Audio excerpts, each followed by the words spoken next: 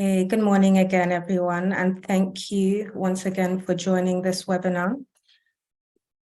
This is the second episode of 2023 of the Energy Sustainability Series, and my name is Fadira Rashegun. I will be your host for this insightful session on achieving energy reliability and OPEX reduction for commercial enterprises. Before I introduce my esteemed panelist, I'd like to apologize in advance. Due to the public holiday tomorrow, the webinar had to be rescheduled to today. This means our panelists have to graciously accommodate the change within their already busy schedules. That being said, you may notice them dropping off the call and rejoining, but be rest assured you will still leave this webinar with heaps of new knowledge and insight. So on today's panel, we have Chinenye Ajayi, Team Lead, Power and Infrastructure Practice at Olaniwu Ajayi Legal Practice. She is a versatile commercial lawyer with over a decade of experience in the energy sector, who provides legal and business advisory services to clients, particularly in the renewable energy space. As part of her volunteer activities, Chinenye is the Vice Chair, Projects of the Young Professional Network of the Energy Institute, and also a coordinator of the African Fellowship of Young Energy Leaders. She is passionate about energy transition and the achievement of Sustainable Development Goal 7 with a remarkable enthusiasm for renewable energy. Next, we have Robo Ibu, Nigeria Country Manager, Empower New Energy. He has over 18 years of professional experience in climate finance, advisory services, business development and strategy, deal origination and execution, operations and technical assistance with global and local companies across development finance, investment management, startups, consulting, FCMG, and all within the energy industry. Robo holds an MBA in International Business, a BSc in Agriculture, and holds a Certified Expert in Climate and Renewable Energy Finance certificate from the Frankfurt School of Finance and Management. As a climate finance consultant, Robo established and developed the International Finance Corporation's Sustainable Energy Finance Program in Nigeria, focusing on solar market development and finance. And lastly, we have Abubakar Shuibao, founder and CEO, Green Energy Mission Africa. He is zealous about leading the charge towards actualizing the energy transition agenda, advocating for climate action and achieving a cleaner, sustainable future for Africa. Abubakar has established himself as a climate change champion, inspiring and empowering African youth to use their ideas, energy, and skills to accelerate the transition to sustainable development and offer innovative solutions. So thank you to the three of you for being here today. But as businesses are facing increasing pressure to reduce their carbon footprint and energy consumption, it's become more important than ever to find ways to achieve energy efficiency, reduce costs, and ensure reliable operations. With over 200 million registered businesses in Nigeria, and 39 million of them being SMEs, affordable and reliable energy is paramount for success.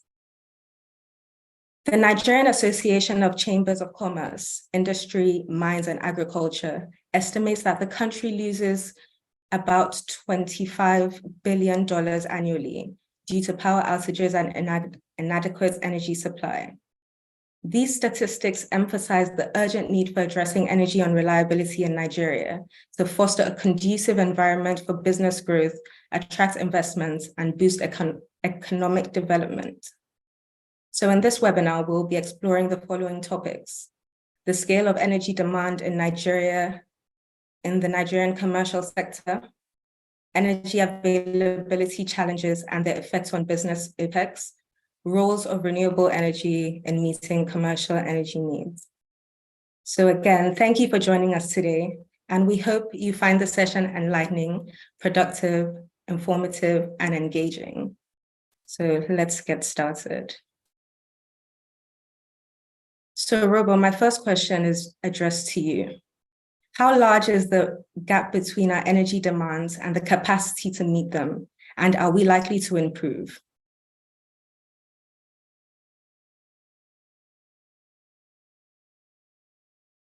Yeah, thank you very much for having me. Yeah, thanks a lot, energy. Thanks, fellow panelists, and I know the energy story, a very interesting and inspiring story, over the years. And it's good to be back here to discuss, some of these, energy issues. So like you said, right, talking about the energy demand, there's a lot of, research out there, right? There are a lot of numbers that we thrown around. And, part of our challenge, in this climb is we don't really have, hard statistics to sort of, back this up, right? But we know that in our national grid, we have capacity generation of like, 30 megawatts, right? And we know that in our transmission, we can only sort of wheel out, less than 5 megawatts, actually around, 4,000, megawatts, right? So the issue now is, a lot of businesses, of course, we all need energy, and the demand out there from the statistics is anything from 30,000 to 50,000, megawatts. So ask yourself, if we have only 12,000, in the grid, we only have 4,000 that we can actually transmit, this tells us that most businesses actually depend, on alternative sources, right? Generators, and all of that.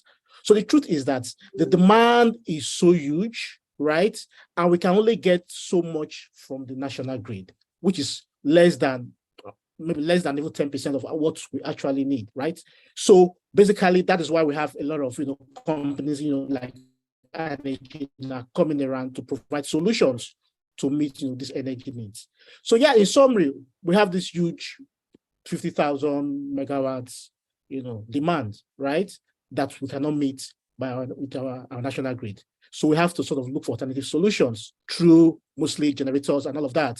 But now looking at renewable energy, solar energy solutions be provided. You think about, of course, Nigerians are used to that, right? Using alternative energy.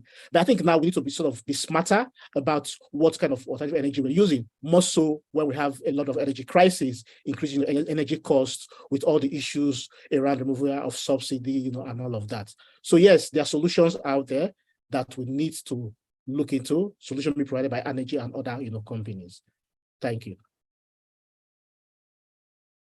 Thank you very much, Robo. And I definitely agree with what you've said. There is a huge demand, and the likes of energy and other sustainable development companies are coming in to try and fill this gap. So thank you very much. So Chinaya, my next question is for you. Do you see energy accessibility improving or reducing over the next decade? And what could be the deciding factors?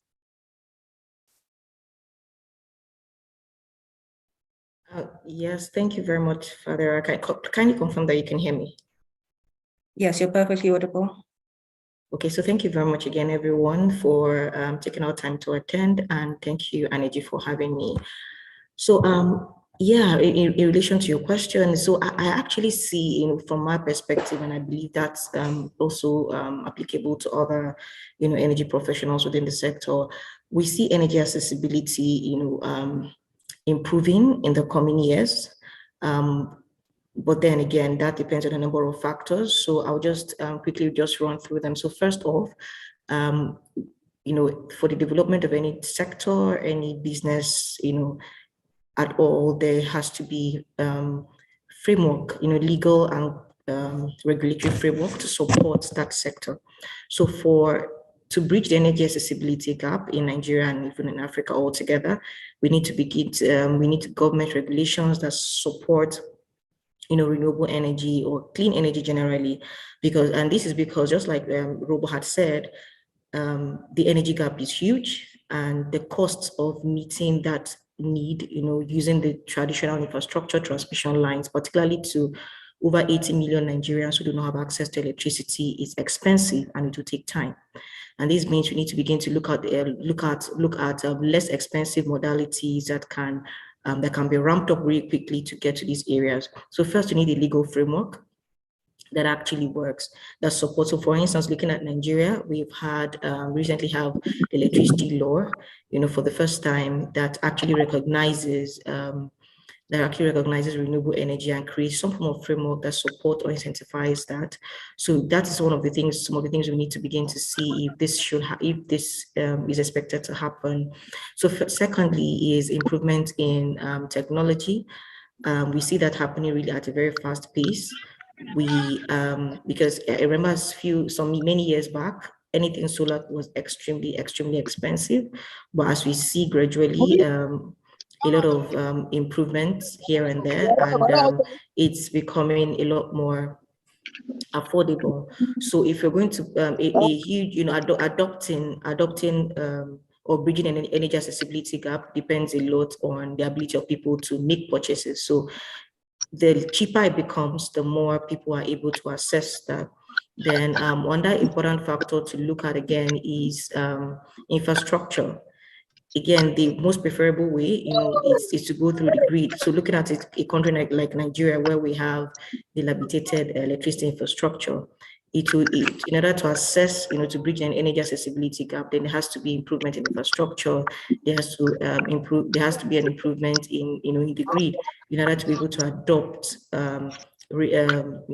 additional capacity, particularly from renewable energy for it. We know that it's actually intermittent, so it needs a very flexible and reliable infrastructure to actually pull that through. Then we also need to look at, investment climbs. There are a lot of investment today for clean energy and energy related projects, but then a lot of factors determine where exactly these funds flow to. So we need to look at security, we need to look at economic incentives that investors would like to see, so that, for instance, Nigeria, if we have so many tax incentives or reliefs here and there that encourage investors, so we begin to see a lot of flow of funds, and of course that can then translate to more projects and of course bridging the energy gap. So we can go on and on, but I guess I'll just stop here. I believe with all of these, all of these factors are connected, but once if we can have this, I believe to a large extent we should see the energy gap closing really quickly. Thank you very much, Tinaya. And just to add on to your point about there having to be backing from the government, the subsidy of renewables has now been introduced. So that is an exciting time for us in the industry and also as Nigerians in terms of enjoying reliable electricity on a daily basis. So that's definitely something for us to look forward to. So my next question is back to you, Robo. So regarding the conversation topic, many businesses are familiar with how energy costs affect OPEX, but how will you explain the concept of energy reliability and its benefits to an average business owner? Yeah, so thank you for the question. So really, if you look at it, right,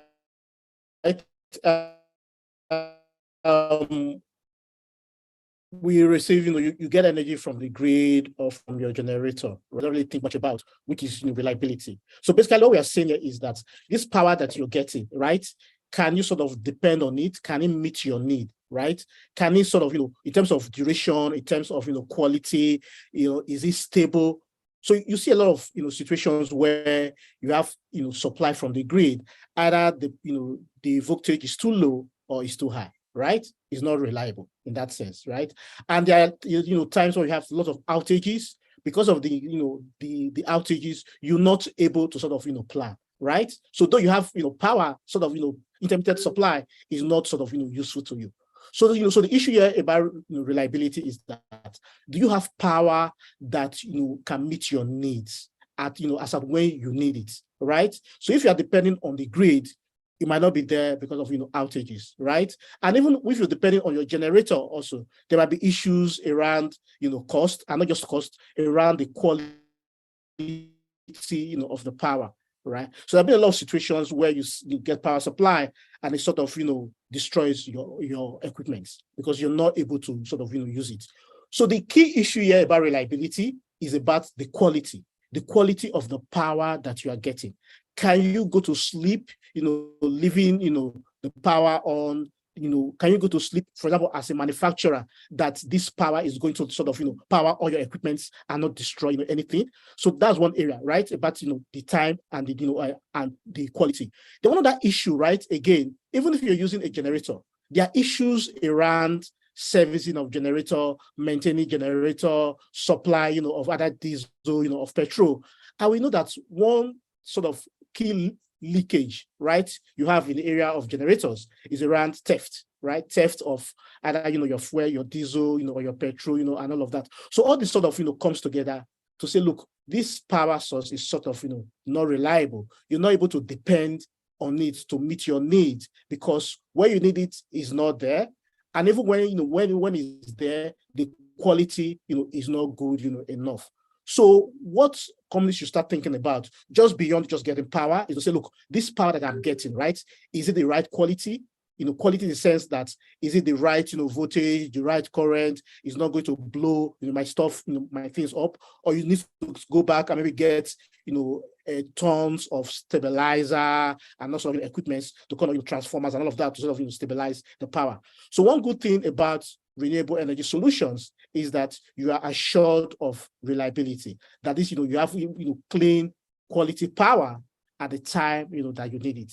So I think we should start thinking about, just beyond getting power, to start thinking about the time of getting the power, the quality of the power we're getting, and if that power is going to meet the need of the business, or is going to cause more sort of damage down the line in terms of destroying equipment. So let's think about quality and reliability and duration, durability when we talk of power. So I think that's what businesses should start thinking about, just beyond getting power. Thank you very much for that, Ruben. Very, very insightful. Chair, back to you. 239 hours of power outages monthly. What do these power outages and unmet energy needs mean in practical terms to an average business?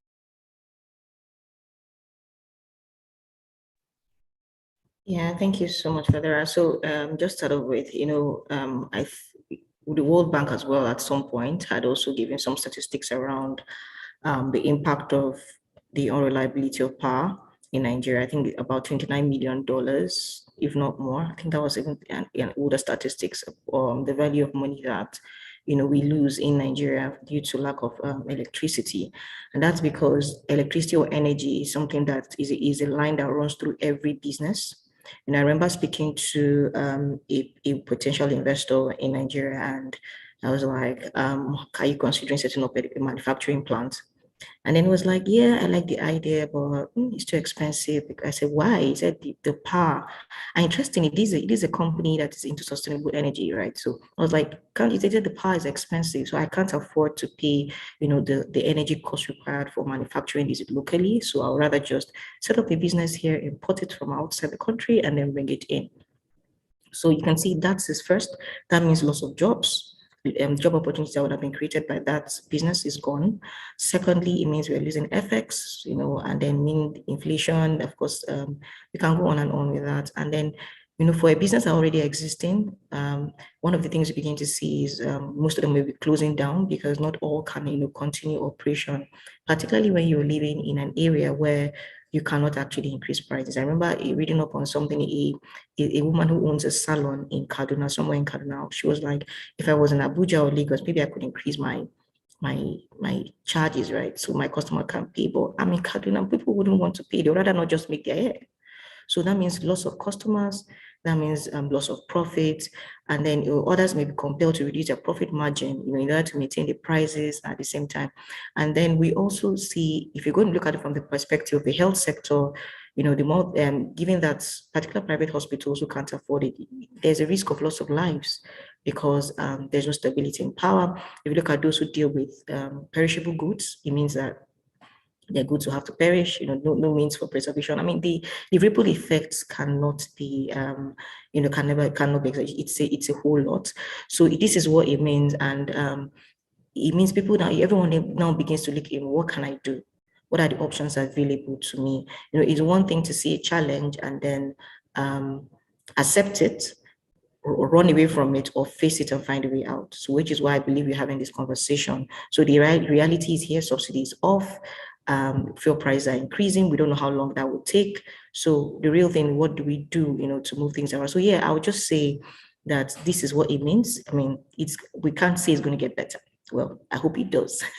So, but I think the most important thing is everyone needs to begin to look in what do we do? What do I need to do? What adjustment do I need to make? What alternative do I need to get? Like I like to say, for what energy does and other renewable energy companies, this is electricity within your control. I don't have to wait for grid or no grid. I can determine my cost. Like I like about solar, for instance, you can decide to start small and scale up later. What is your most basic energy need at the time? So I think it's something that we can begin to look in. But I think closing down businesses might not be the best option, but look at options. There are available options that can work for your business. Thank you for that.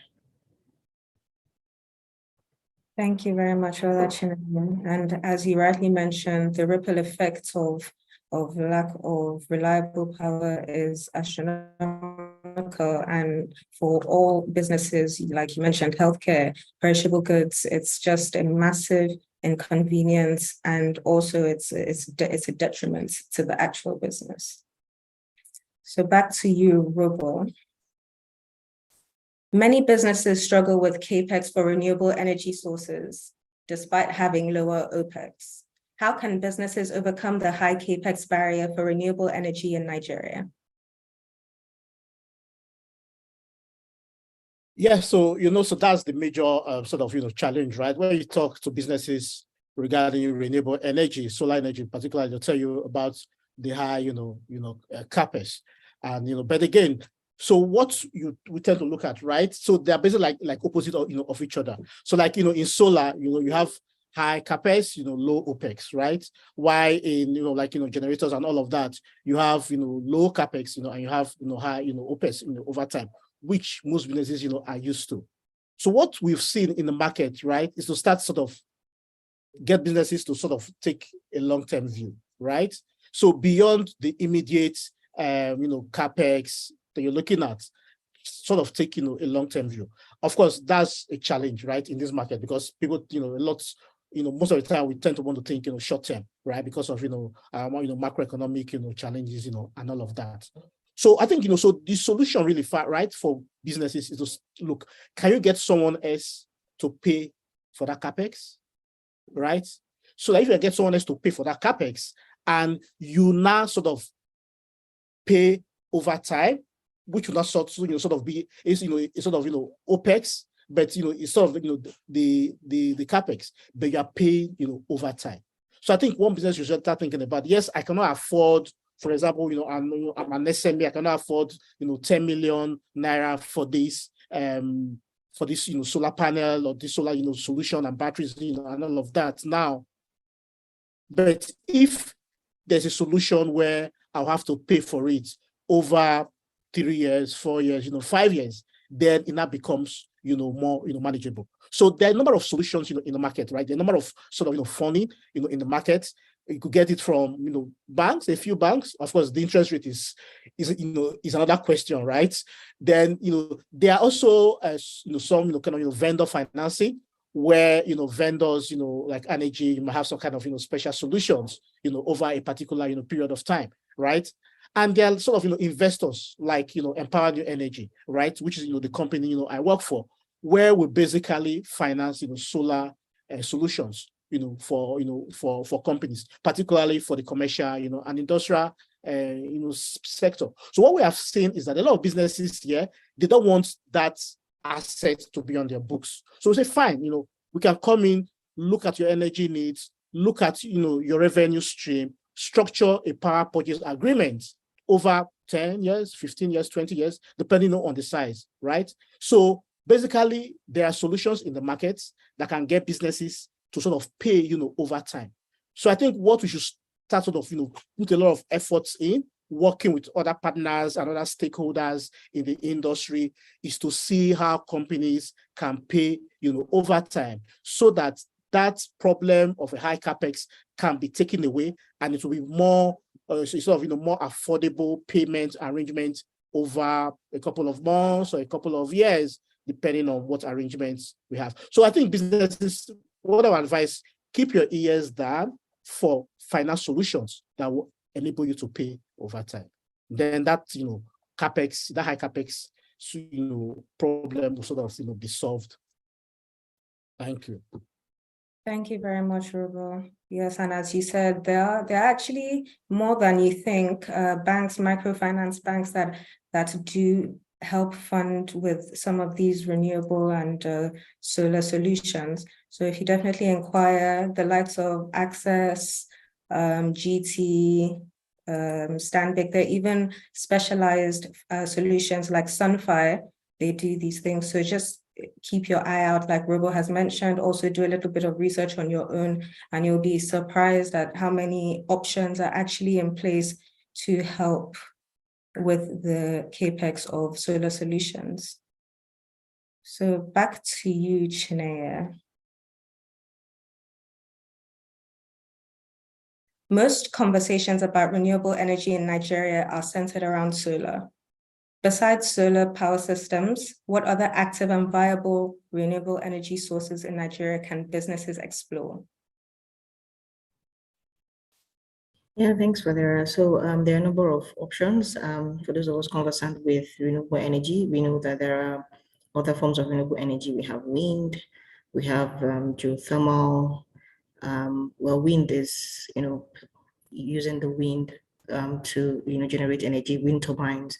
And so, for businesses located around the coastal areas, particularly in the north, right? So we can actually take advantage of wind and of the wind energy to generate electricity. They're actually very small wind turbines. I know, of course, that's not so popular in Nigeria, but the potentials are there, because renewable energy really largely depends on a lot on location, availability of resources, and technology available. But then wind is becoming a lot more available these days. So if your business is located in the northern area of course, you can actually consider wind. Then we also have hydro. Of course, we know we have grid-connected hydro plants, but we can also have small hydro plants as well that can actually, support your businesses depending on where you are, particularly if you're in the manufacturing sector and you stay, or your business is located where you have large body of water. You can take advantage of that. You also have geothermal. This also location-based. In fact, I was just reading about a country, Kenya, recently, and discovered that over 80% of their energy is generated from renewable energy, an African country. And interestingly, they rely majorly on hydro, geothermal, and wind, very little solar, in the same Africa. So it was really very inspiring for me when I learned about it. So it means opportunity abound for us here in Nigeria. And of course, solar, I think why solar is actually very much more common is because we have, the sunlight in Nigeria, is very, very much available. It's much cheaper in Nigeria compared to other technologies. But I believe as we begin to explore what suits your business, because the idea is what is suitable for my business, how can it make my business work? So even if you are, even of course, we have talking about energy, generally you can consider other options. And then we also have biofuel. So if you own an agricultural business, you can also begin to consider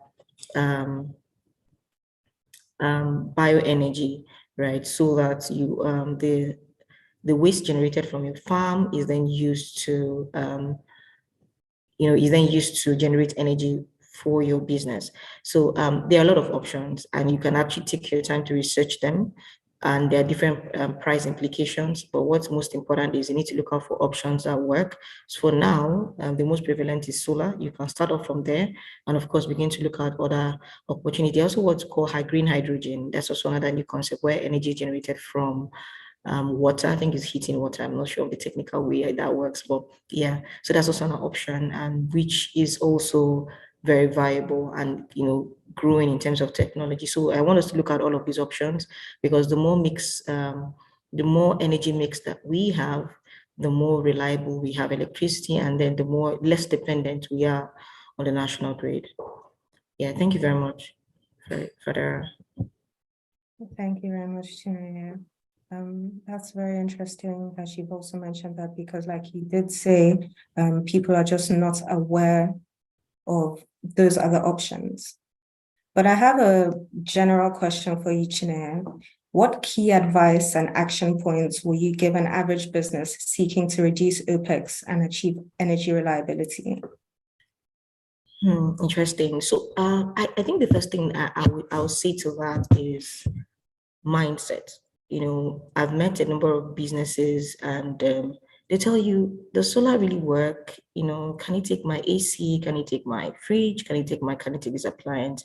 A lot of people feel, first, a lot of people are not aware. A lot of businesses are not aware. This is even for Lagos. If you go to other states in and around the country, so many people are not aware that solar energy exists. And those who are aware, some of them are skeptical how it works, if it's reliable. So I think one of the first things we need to do as business owners, you need to have an open mind, to accept to change behavior, right? It takes time because of course we've been used to generate all our lives, right? But now that we are faced with the reality of subsidy, we need to begin to think outside the box. So secondly, we need to be very energy efficient. Typically, a typical Nigerian will leave his AC on and then go to work and expecting to come back home, so my room is going to be cool, right? So you need to begin to think, cut down your energy consumption. I learned that, sometime I think by next week, 1st of July, yeah, we should be expecting a hike in electricity cost. So one of the ways to actually reduce your cost is to pay attention to energy consumption. If you're not using any appliances, please turn them down. And that's how renewable energy actually works. For instance, if you have a solar system, the more energy you save, the longer your batteries last, right? So it's important to pay attention to that. Then it's also important to adopt energy storage systems as well, so where you can have backup in event that power goes off, which is why solar solutions, or even there are other solutions that even have just inverter battery systems. So in events that you can't avoid the solar component, you can actually have this as a backup arrangement. And generally also, just like Robo had mentioned, keep your eyes open for financial alternatives that that can help you. There are a number of renewable energy companies out there, including Energy, that can come up with viable plans to make it work for you. The thing is, do you want to do this? If you're ready to do this, there are several options that can work for you. And don't be so overwhelmed by trying to fix it all at once. Because I met someone, I was like, I want a solar system that can power everything I have in my office. I was like, he was like, I said, that might be too expensive. He was like, okay, but my generator used to. Yes, your generator used to, right? But if you want to switch and save more money, you have to be open-minded. So you might start small and then scale. You might have a mix. So I can have a solar system and have my generator as the backup for the time being. After a year or two, I can then change. So there's a lot of flexibility required here if you must reduce your energy cost and, of course, make your business remain profitable. I hope that helps. And thank you, Fadara. Thank you very much, Chineye. And I agree with everything that you have said, in particular, the mindset points that you raised. And it is the same thing in terms of turning off the appliances you're not using to conserve the energy and how it reflects on your solar system. Like, it's the same as how it reflects with your energy from the grid. So thank you very much for that. We have Abubakar on the call now. And I have my first question for you, Abubakar. So, on a macro level and looking at the current global trends, how have our peculiar energy challenges affected local businesses competing in the global market?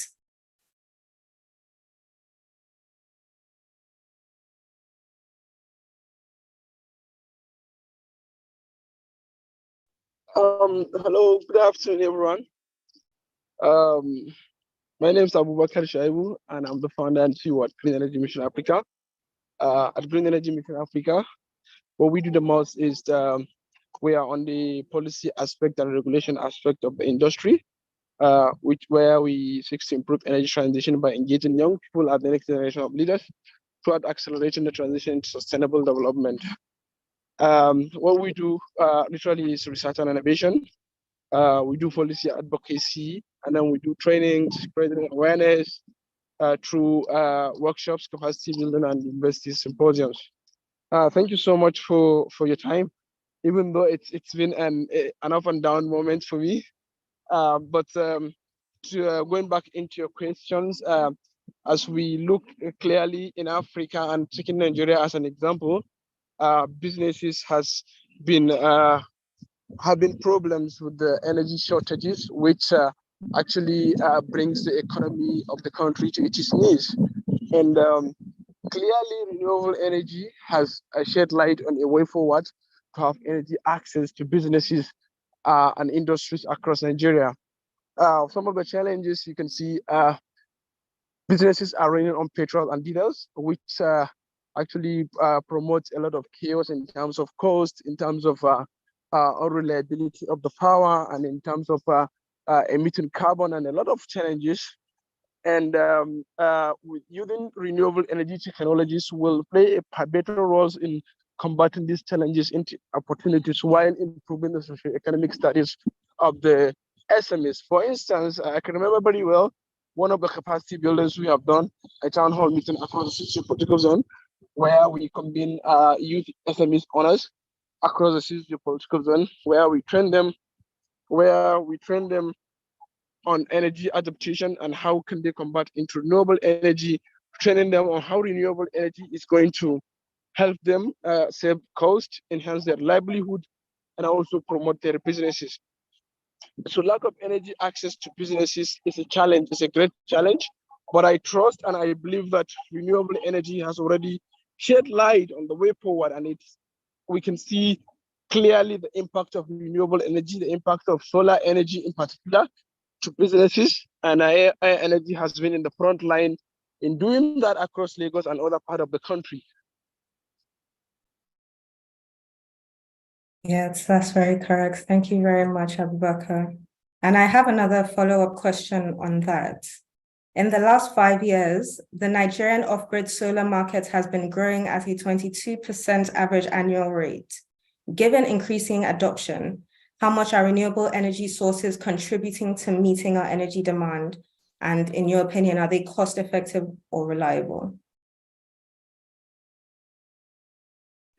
Yeah, so literally when we talk about renewable energy in Nigeria, majorly we give more concern and emphasis on solar energy.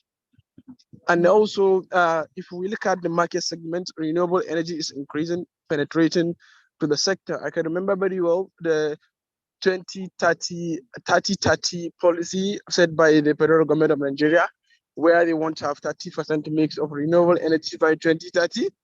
And now we can see renewable energy is penetrating, and it's also taking more percentage year by year. But then also part of the key challenges the industry faces is access to finance and also the equipment. I remember very well last year during the workshop of Renewable Energy and Energy Efficiency Alliance, where we raised concern about pushing custom Ministry of Finance and other relevant agencies to put in waiver input on renewable energy equipment in Nigeria, so as to allow the access to market and access to cheap equipment and materials for installation of solar. This will provide the enabling environment for people to be able to afford the solar, because sincerely speaking, the cost is not effective. Though the solar energy and renewable energy is reliable, but also in terms of cost effective, it's not, because people are not being able to afford. A system is expensive, and what we can do as an individual or as stakeholders in the industry is to push for policies that will give enabling environments for import waiver on products of renewable energy, since clearly we don't have the capacity at the moment to start producing or developing industries that can produce this kind of equipment as a transition go forward. So clearly the cost is too high, but then also, like my colleague Senior mentioned, that now companies are doing a lot of strategies where they provide the equipment to an individual or a company or a business to pay some percentage and continuous payment in segment until you be able to to complete the payment. So that also helps a lot in meeting the demands of renewable energy. But then also, I so much believe with the recent fuel subsidy removal, people will go into renewable energy, and the cost, people will now be no longer looking at it as a cost. And also, if you can see clearly how much are you going to spend on petrol in a day, and looking at how much are you going, it's going to cost you to have a system that can take care of your needs a day. I think clearly removal of fuel subsidy has bring a clear road for the penetration of renewable energy products in Nigeria. And also the recent bill passed by the federal government, electricity bill, it also clearly gave a headway for penetration of renewable energy in Nigeria. So I think we are on the right track, and we are going to see the impact, significant scaling up of renewable energy projects in Nigeria in years to come. Thank you very much, Abubakar. And like I mentioned earlier, and Abubakar has just mentioned, the newly introduced electricity bill that has now allocated a certain percentage of generation has to come from renewables, and as well as the fact that it will be subsidized, that is definitely pushing the society in the direction of implementing and accepting sustainable solutions. And Abubakar, my last question for you is the same one I asked Chinaya, but I would also like to know what your views are on this. What key advice and action points will you give an average business seeking to reduce OPEX and achieve energy reliability? So, my advice should be both on the sides of the developers like our energy and others, and the individuals. There is need for mutual understanding, and there is need for subsidy among each other, because business people are running on business, the cost of running the business is high, and then for them to, like, say at once take a millions of naira to invest in power, that's going to be a problem, I trust. But then if there is going to be mutual synergy between companies and also business owners, so that I think coming into point of understanding how we can help each other in the process, I think there is going to be a lot of light in the process. But also, you need to also do as much as you can to scale up significantly your level of awareness.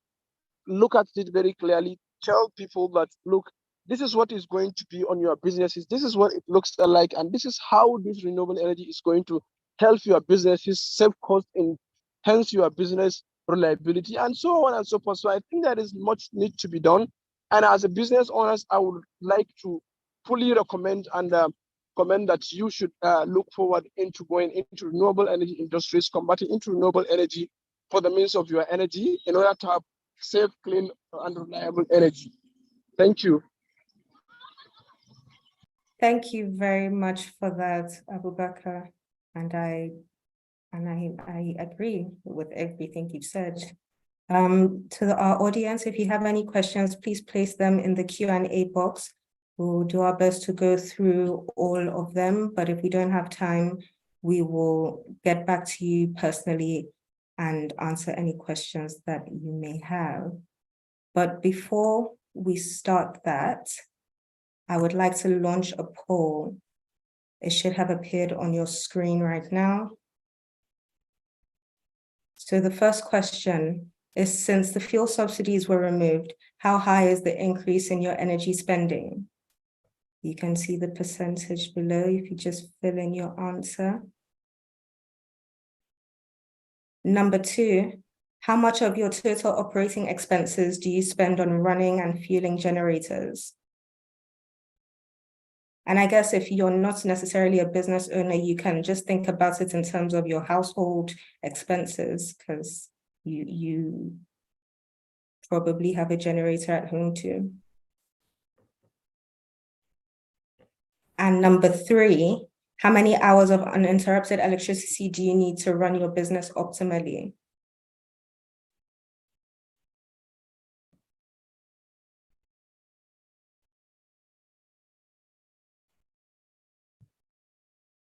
If you could just answer those questions, we'll go through the answers shortly. And just to see how we are all getting along, because we've all been affected by the subsidy removals and every other implementation.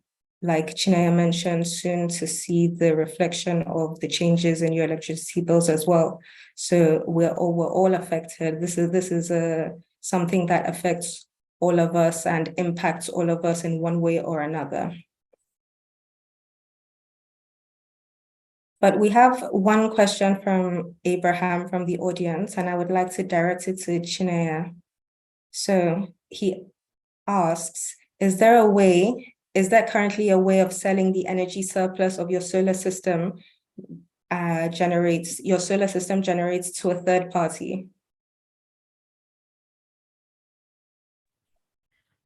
Okay, so one of the things we get to do at my law firm, Olaniwajai, essentially is that we work with business owners, that are looking to diversify their energy sources to come up with a structure first that aligns with the provision of the law, and secondly that also serves a commercial purpose in terms of the contract requirements, your obligations.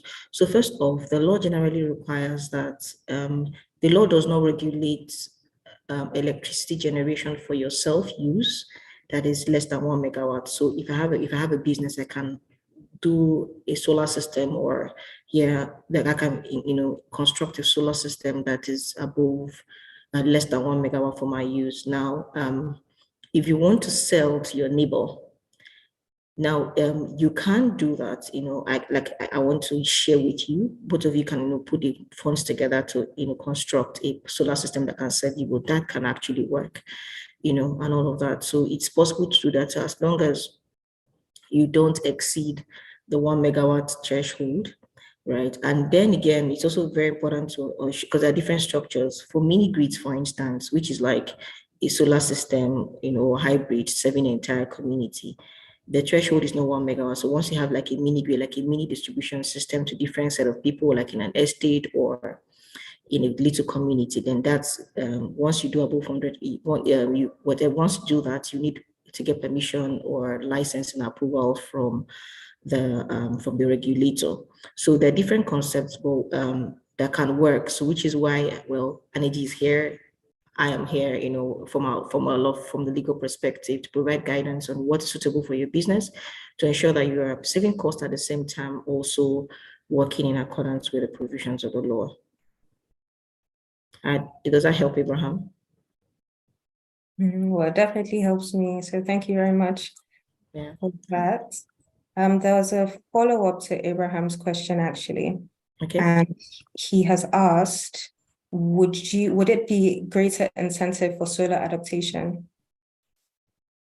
That is sharing. Well, I think it does. So, I remember recommending that to someone, like you have like 3 or 4 shops, right, by your side, and you want to install a solar system, and perhaps maybe for you actually need for productive use. Let's assume you run a business where you need to use a freezer and a fridge, and you definitely probably need 15 megawatts, 15 kVA system to install. And then you have 2 or 3 neighbors by your side that, that they just need it for lighting, point and fan.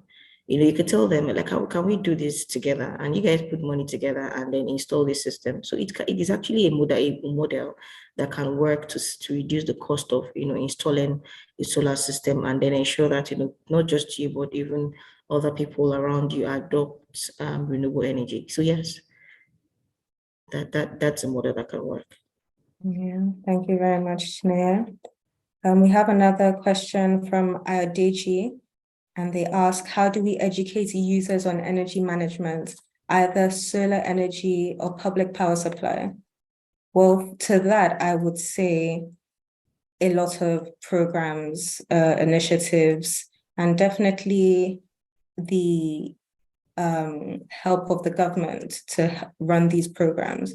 So there are actually already some initiatives in place like that, like MSME. They speak to small, medium enterprises, how they can conserve energy, how they can, and not even just energy management, they do in capacity building, financial education. So there are programs in place to educate. Again, it's another thing of you trying to seek it out. I'm aware that some of this information as well is quite hard to find, but it is out there. It is out there. Yes, and Federa, if I may come in at this point as well, nothing to just be to consider. You have to, to save energy or reduce cost, you have to be very deliberate. You see people, if for instance, going forward, if you need to buy an equipment, you need to begin to look at the energy consumption. People just go, I want to buy a TV, and they just buy a TV. You need to look at what's the energy consumption for this TV. There are different TVs with different sizes, so you must be intentional about buying energy efficient appliances. You don't go just buy an AC because just because an AC, right? You need to look out for inverter ACs, like they say, less energy. Then you need to be more conscious about the use, how long you use, like I think I earlier mentioned. So I think these are some of the things that can help you reduce more cost. And then we need to do a lot of campaigning for this. For renewable energy companies like Energy, because again, there's an extent to which the government can do this. So beyond, which is one of the reasons why this webinar is very important. So it's not just to sell energy to you, right? We need to educate you to know that you can actually do this to reduce your cost. So we need to do a lot more campaigning, public awareness, or traditional media, social media, so people actually know that you can reduce your cost. You can actually reduce your cost by reducing the type, your energy consumption, and also working on the kind of appliances you purchase. Yeah. Thank you, Chineye. And like you mentioned, social media is a powerful tool, especially in this age. But just things like infographics, easily digestible things that people can come across and see, and it's not necessarily as though you're doing research, but you have downloaded knowledge and information. So those are definitely avenues that we can explore. We have a comment from Noah. I like your idea on energy sharing. Are these technologies currently in place to monitor usage and prevent energy misuse under sharing system? So from a technical point of view, I can answer this, and I'll open the floor to Chineye if she has any additional points. But yes, this technology exists. Things like smart meters can be put in place to accurately measure your consumption, to prevent energy misuse as well. There are lots of solar systems on the market with tamper alerts, any kind of alerts. So if anything has gone wrong with the wiring, if people have tried to redirect the power somewhere else, the company providing the service is usually alerted. So these technologies definitely exist. Like I said, a lot of this is out there, and you joining this webinar is you seeking out information. These are also avenues in which you can learn how to manage your energy. So it's not just conventional means of research and social media. It's things like this, conversations that are being had, discussions that are taking place about all of this. So if Chineye has anything to add to that, you can jump in. Yes, please. So I'll just say that I think I remember seeing that, I don't know if it's called, I can't remember what it's called. It looks more like a meter that you attach to your battery or inverter system that just tracks the level of your battery per time. So you can decide that once it reduces above this particular threshold, it means that I'm actually running low. I need to turn off some appliances, So you can actually have this, particularly when you're sharing. You can have this, just like Fadera had mentioned, a meter that can actually track the extent. I think I also heard, I don't know how true this is, but I think someone had mentioned, I was speaking to an engineer at some time, and they said there's this something called, it automatically switches off a system on the solar. So let's assume I installed a solar system in my house, but I only wanted to power my fridge or freezer for just 2 or 3 hours. So after 2 or 3 hours, the freezers, it automatically just cuts off the freezer from the system. So the freezer doesn't have to pull more power. So, with that, you can actually regulate what your neighbor in terms, as if you decide to share is using. So let's assume just decide to power the person for just 3 or 4 hours, that can actually go up. if you find it, I think you can, if you check for it, I think you can find something that works for you, whereas there are options like that. Thank you very much, Chinaya. In the interest of time, I'm really sorry, we won't be able to go through every single question. Like I mentioned, all the unanswered questions, we'll reach out to you via email and have that answered for you. But to just pull up the poll questions again, go through the answers really quickly. The first question on, since the fuel subsidy were removed, how high is the increase in your energy spending? The most common answer was 50 to 100%. I mean, even just filling up your car, you can see the difference. So that's a realistic view of what's going on in the country.